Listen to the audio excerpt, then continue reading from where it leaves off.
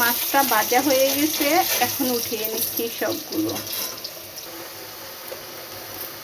এখন দিয়ে দিচ্ছি কিছু জিরা, কালো জিরা, মরিচ, পেঁয়াজ, মশলা মিক্স করা দিয়ে দিচ্ছি। মশলাটা ভালো করে কষিয়ে নিলাম। এখন কলাগুলো দিয়ে দিচ্ছি। একটু নাড়বো, নাড়া তারপর জলগুলো দিয়ে দেবো। সাপোর্ট করবেন, একটু সাবস্ক্রাইব দেন ইনশাল্লাহ। দিয়ে দিয়েছি এখন জল। কলা তরকারিতে একটু জল বেশি রাখতে হয়, নয়তো পরে একবার বেশি শুকনো হয়ে যাবে।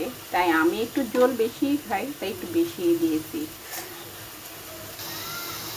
ভালোভাবে বলক আসলো, এখন জালটা একটু কমিয়ে রান্না করব।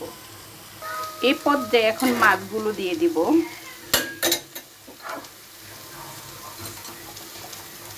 এখন ডেকে রাখবো 5 মিনিটের মতো।